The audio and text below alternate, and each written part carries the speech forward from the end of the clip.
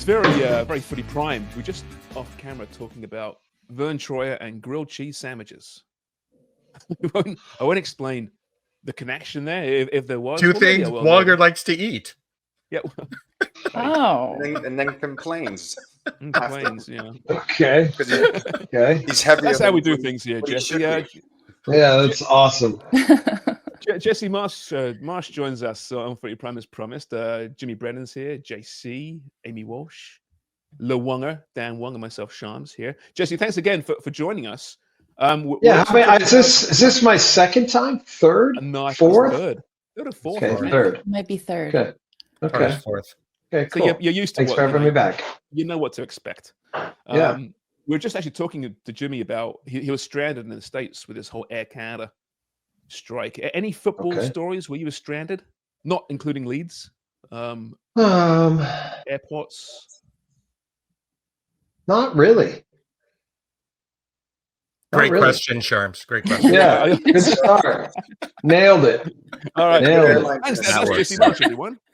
Nailed it. Well, I mean, listen, you make the rounds, though, right? I mean, you're in France, I think, this past weekend, checking in on Moyes, Derek as well, and Ismaël. Kyle. I saw Kyle in Spain. Right. Okay. So okay. Silly question, but how are the guys doing? Season's just started, right? Everyone's hopeful and full of beans, I imagine, despite the players perhaps looking for moves. Well, that's been a big part of the last month, I think, has been, checking in with guys, seeing how things are going, helping them if possible with some of their transfers. Obviously, I know through my time in Europe, a lot of different people at a lot of different clubs. So if I can make a phone call or help an agent in a certain way to try to see if we can make connections with some of these guys, then we've tried to do that. And obviously, it's not just that I want the players in the best situations possible. That's clearly the case, especially given we may have somewhere between 10 and 15 players moving this summer. So that's a lot of unknowns for a season before the World Cup. So obviously trying to find some stability for guys. But I just like them too. I like these guys. They're good people. They work hard. They've all accelerated their careers, I think, through the gateway of the national team, and anything I can do to help them in their lives and support them in their lives, and then hopefully help them get landed in a place that can help them be successful in their careers. Is there certain players that you're really focusing on where you want to get them to maybe better clubs or better leagues? Well, I mean, you could look at just the different scenarios for different players and understand that, some of them are looking for some changes and what might be the best next step for them in their career. But like going to see Ismaël, I was just talking to him. He's not too far from me here in Italy. He's a couple hours away. So just I think that's nice because then I can also kind of be around him and support him, maybe have him down here for dinner, maybe go up there for dinner and just keep him being positive and moving in the right direction. He and I have a great relationship, so we're able to talk very openly with each other, and it's been really nice to get to know him more. Kyle and I had a really good discussion about continuing to push him, continuing for him to find the right place. I do want to say one of the things about Kyle is I find it very disappointing and frustrating the way a lot of Canadian fans treat Kyle. They're very hard on him. They if he doesn't come away with every chance and every goal, he gets criticized by too many people. And look, I think he needs to get himself back into top form and back playing at his best, like he was at Copa America 2 summers ago, and like he's been at different moments in his career. But Kyle came into Canada soccer when it was nothing.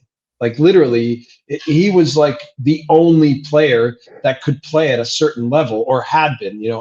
Of course, guys like you, Jimmy, and Atiba, but there were guys, at the time he was the future, and he helped establish a lot of things and bring it to where it is now. And his second leading goal scorer all time, and him and Johnny are always like this. And so, that frustrates me a little bit. And I really like Kyle, and I know he's valuable to the team, and I know we got to get him playing at his best for next summer. But I really wish people would appreciate more what he's brought to the program. Yeah. Do you think that's also a good sign as well, Jesse? Because the game is growing. There is more expectation on players. Where before there was nobody would ever say anything about any of the players because nobody cared. And it's almost like now people are really focusing on the players and saying, well, no, you guys are great players. You're playing in top leagues. And now, you're expected to perform and expected to win. Well, look, social media it's a beast of its own, right? And so even when I go on Instagram and stuff and I put things out there, I'm always like, yeah, I don't know if I should do this because I'm just inviting. Something's coming back. But look, I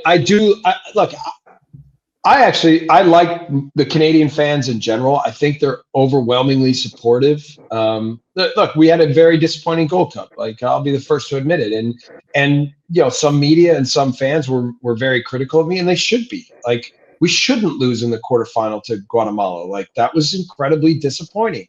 But I do also think that I know we're on the right path, right? And the team has created higher expectations. If you look at now, if we go one calendar year, we lost one match in one calendar year, right? And obviously Guatemala is a shootout. You could say Ivory Coast shootout, whatever.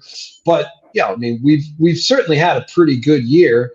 And I think the foundation for where we're going and who we're going to become for the future and our readiness for what we need next summer. Like, if you would have said to me, okay, where would you be a year from now when I first took the job? I feel in so many ways we're still very much ahead of schedule. And I'm very excited for the upcoming challenges and certainly very excited for the potential of what this team can be for the World Cup. Jesse, do you think that with those higher expectations from fans is the excitement, is the buzz around this team, which you've spoken to, but I think it's wanting to take that next step and eagerly awaiting the team to do that. And you mentioned the disappointing Gold Cup. So that shiny new thing, the dual national, whether it's Dan Jebison or Promise David as the next flash or the player who's going to be next to Jonathan David to be that difference maker. I think that's where Cyle gets caught up in that conversation, and there's lots of negativity thrown his way. So for you as the coach, what does he bring to you? Like, why is he in your lineup versus some of those other guys? Maybe not to justify it or rationalize it to fans, but everything that he brings to your squad and to that 11 when he's inserted into that lineup. Look, in general, and I told this to Cyle, I don't think I handled the striker position great over the summer. And it was challenging because we brought in 5 of them and we needed to kind of make sure that all of them had the chance to develop in the team. Jebison, if you would have seen Jebison sort of in his progression over the camp and the way he trained, I think we go one more game. And if it would have been the US, I think Jebison probably starts that game because he was in training the best player at the moment that we were in the Gold Cup. But how to get Promise, how to get Jebo, how to still keep Cyle going, and then Tanny's performing well, and then we all know Johnny is important, right? So it was a tricky one, and again, I wasn't in the end. I don't think I handled that well, and I didn't give all of them the best opportunity, but there also just wasn't enough playing time really for all of them. Look, Cyle. Even when I made a phone call to a potential a potential loan club for him with the coach, one of the coaches that's there that I know a little bit, what the coach said to me was, Cyle is the player that of all of them that we're looking at that can help us when we're up a goal, help us when we're down the goal, help us when we need to defend, help us when we need to play in transition, because he has all the tools for everything that you need. He can hold the ball up. He's good in transition. He's a smart player. He's good in the box. He's good with his feet. So Cyle, when you ask me, like, why is Cyle in the lineup? Cyle is our most well-rounded striker. There's no doubt. And with his experience and everything else, for me, it's about getting Cyle to really now play at his limit, right? And not just play inside of a comfort zone and maybe worry about, do I make a mistake or not here, but to play with power and speed and decisiveness and around the box, to take chances, and then also to be a leader and a captain type who can push the team and who knows what real games are about. He does, like, I agreed with this coach, like, he does present all of those things, and we just need to get him playing at that level all the time. And if he can do that, then he can be a real bonus for us. Is he a confidence player? Most strikers are, or is it beyond that? Yeah, I think so. I mean, look, he was the first to say that coming off of the second half of the season with Mallorca, that it was a difficult time. He wasn't playing all the time. They were defending deep a lot, and he was up alone, up top a lot, and that's not necessarily his strength. But I mean, I think he didn't feel he was fit enough. He didn't feel like his confidence was great. He was honest with me. He's like, I didn't feel like I had your backing in certain moments. And I said, well, look, this is how to develop that. This is what this means. Like, even though you're an established guy and you're 30 and you've got so much experience under you, every day you still have to prove yourself. So in training, when Jebo's going like this and Kyle's kind of flatlining, then sometimes the decision was, well, like, let's go with Jebo. Let's give him a shot. Let's see how things are going. So this is all normal. Kyle, no doubt, understands this. And that's over the next year, I'm really going to try to continue to push him to get him to be at his best. And certainly him getting landed in a club that can also have that understanding and what that means will be important as well. You mentioned Ismaël. I'm sure you saw the video from the Marseille documentary, which I think was pretty unfair on the player. There's so much more to that story than you see in a 1-minute clip. Is he a player, though, a young player that needs perhaps some mentorship? And is the fact that you are so close going to be very beneficial for him?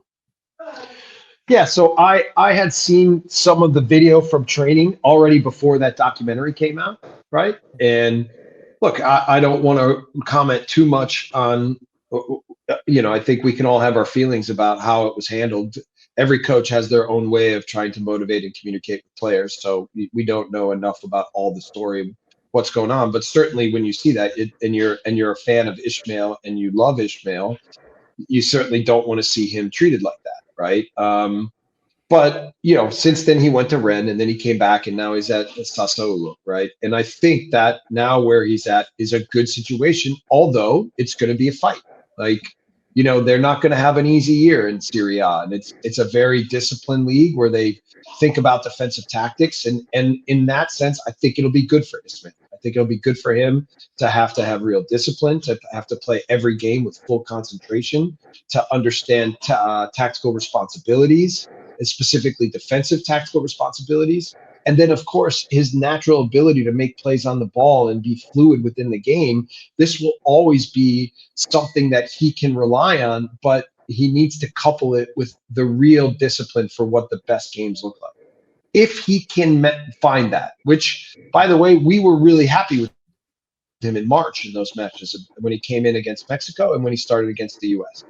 And if we can get that balance right with him, where he fully understands what his role is, how to be disciplined, how to have concentration, but then the freedom to understand how to really impact the game with the ball and make some plays that can lead to goals, then all of a sudden you feel like you've got a difference maker in the team, and that will be the goal over the next year.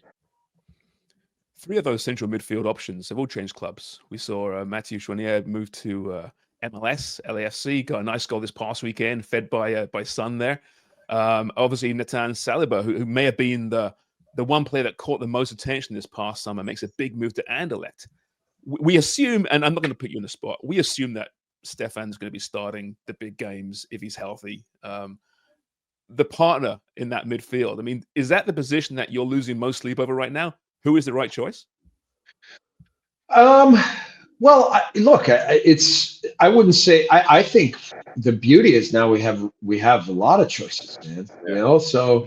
One of the main goals of the Gold Cup was to expand the squad, like the players that we felt like we could really count on, and we did that. Absolutely, that was objective achieved, and certainly you would put Saliba, you would put Segur as 2 of the main guys who really emerged in that way. And so Segur may be making a move as well. Who knows? Steph may be making a move as well. So there's a lot out there, right? But I think now the understanding of how to play within the system and how to play within the idea of what we want the team to be and how to fit into the mentality of what we're creating, man, we have a lot of options in there. And yeah, of course, it'll come a lot down to form and fitness. And then the hope is that we have 26 players in form and fitness. And then I can now, without being too clever, now start to figure out what combinations of players make sense for what kind of games and see if I can keep everybody at absolute edge of how good they can be in achieving their potential every day so that we're ready to perform at our highest. And I know that guys are focused on that. They believe that. They believe that we need a full squad. They believe it's going to take more than 11 guys, and it's more than just a captain or a leadership council. And they're motivated to do everything they can to make sure we're ready for that. So as it pertains to Nico Seger, where do you prefer him? At right back or center midfield? I prefer him at center midfield, but I think he's really effective at the right back position as well. And you know, I mean, with Alistair being so good at that position, and then some of the ways at different moments, like we sometimes played Richie with a little bit more of a conservative left back, and then we'd push Nico up into the midfield or up further up the pitch. And when we would do things like that, I think then we could get the balance right of how to use all our pieces. Now, Alistair, at times when we've had Alfonso in the game, we've pushed Alfonso further up the pitch, and then asked Alistair to be a little bit more of the defensive foundation and build up and in defending. So, you know, now we start to have a little bit more flexibility how all the relationships can fit on the field and still get the best out of all the players. Have you been impressed with Choinière, the way he's continued to grow at the international level? I mean, for me, in my opinion, I really like him in the middle of the park. I thought him and Saliba together at times looked very, very good. And then I also love what he brings in terms of delivery. For me, I think he's got the best delivery on the team. Yeah. So how important is it that he continues to play and progresses? Yeah, I mean, I like Matthieu. He's the way he plays fits with the way that I want our team to play, and he also has flexibility to the things he can do. And you're right about the set piece delivery. He's 100% our best deliverer on set pieces. So, you know, he also has the other special quality that Matthieu has is some of the guys, if they're not playing and they come into camp, their fitness really dips. And Matthieu, it doesn't matter if he'd been playing 6 weeks in a row or hadn't played in the last 6 weeks, he can run. So he's always 90 minutes fit. He's always ready for what the standard of the game needs to look like physically. And, you know, then it's just really now continuing to like his savviness, his understanding of moments in games, like when to play the kind of passes forward that might find moments for us to be on the attack or in transition, and when to maybe have a pause on the ball and find the next action so that we can maybe keep the possession. So, and you know, all his little nuances of understanding the rhythm of the game in the middle of the pitch is something he's continuing to develop. But I agree with you. I think Matthieu's a big player for us and very, very important for us moving forward in the next year. I also think, sorry, Sharms, that you called him Stéphane when you were mentioning Choinière. So I just looked up Stéphane Choinière. It's because Sharm's really focused on saying Nathan, and so he said Stéphane. Yeah. Oh, was that it? I think. Yeah.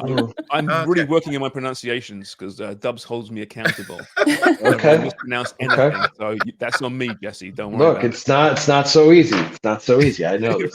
I still challenge myself to say Ismaël, not Ishmael. Yeah. Right. So is so ish. Nathan, I've finally gotten, because it was Nathan and Nathan, and for a while he was like, just call me Nathan. Just call me. And I'm like, no, I'm gonna get it.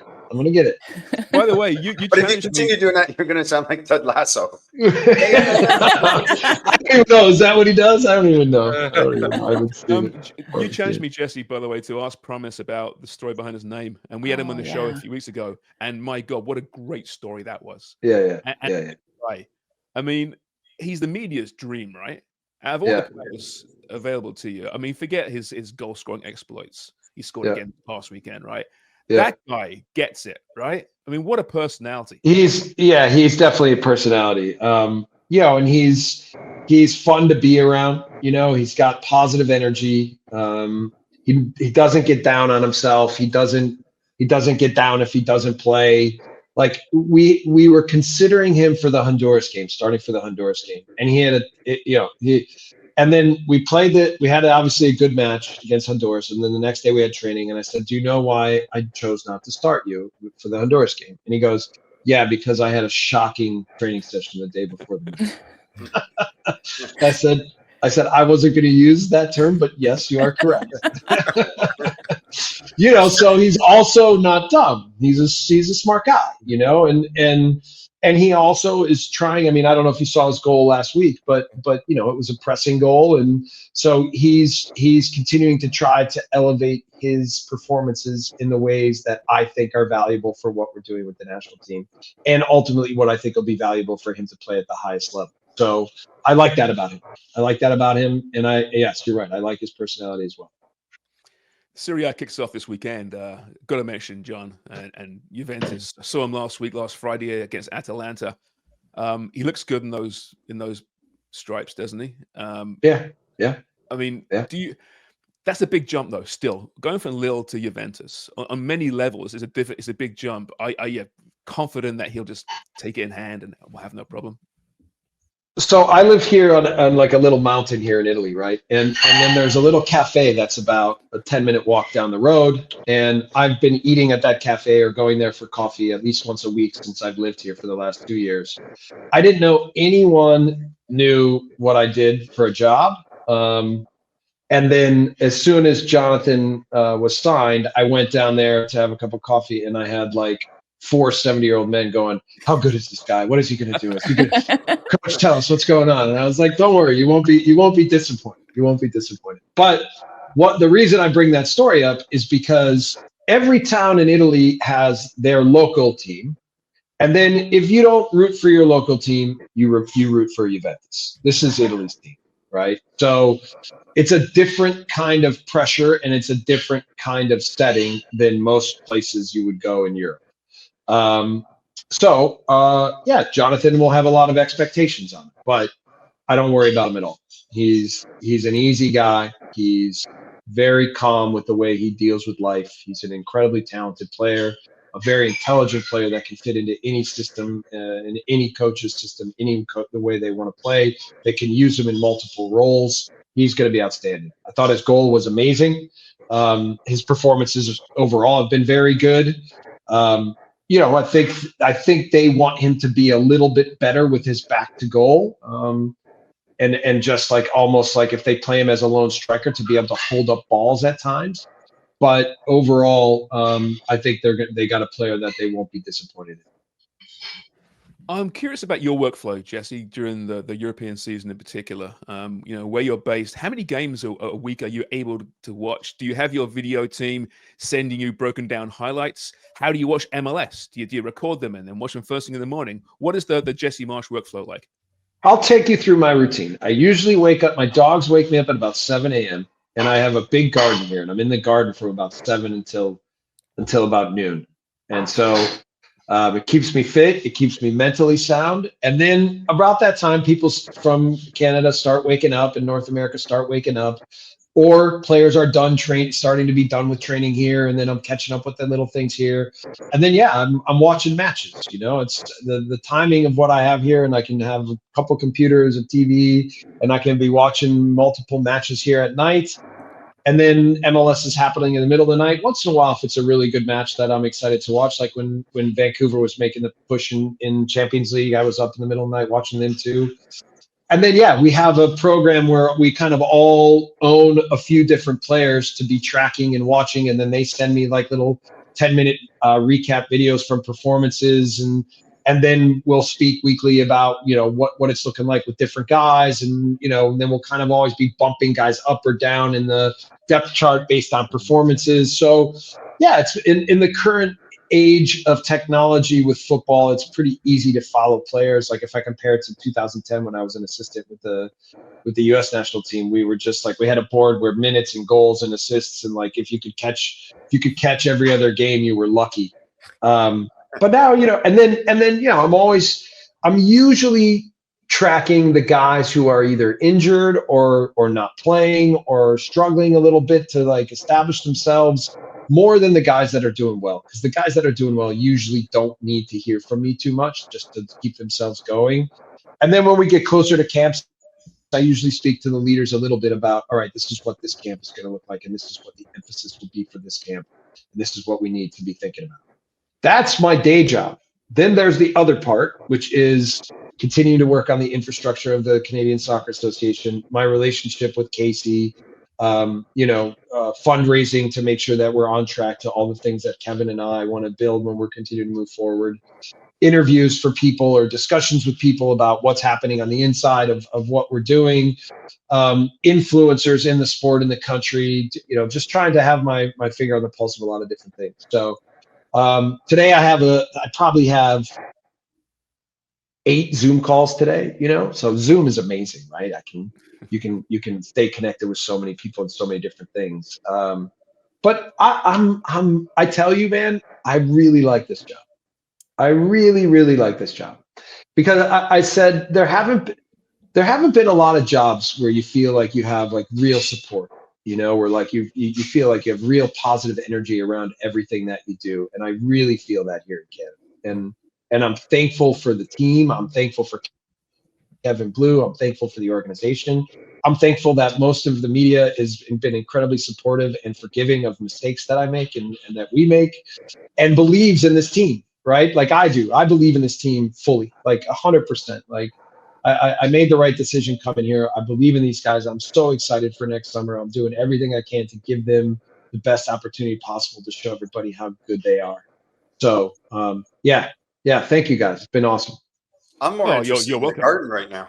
How big is this garden?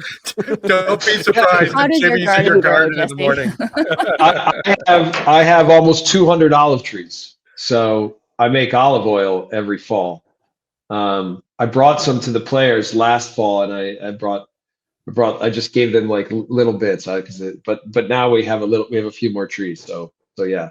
You by the way, you're all welcome to come visit. Actually, Rick Westhead is coming to visit me. After this window. So the coaching staff is coming here a few days before. So we're going to spend some time here and then do our final preparation. And if you saw where I live here in Tuscany, we found a good little spot. So I bet the staff love that. Yeah, the new gaffer lives in Italy for team meetings. That's brilliant. Wonga, do we have any travel budget? No, but I guess you're all invited out to Pickering, right, Sharm? So we get to stay at your place. Great. Yeah, that's about as exotic as it gets out here, unfortunately. You wouldn't even visit me, guys. So hey, what are you talking about? Jesse, listen, as always, a pleasure. Thanks so much for your candor, and good luck in this next window. We look forward to see who's being called up, maybe some fresh faces as well, and we'll chat with you real soon. Sounds good, guys. Thanks for having me. Thanks, Jesse. Thanks, Jesse.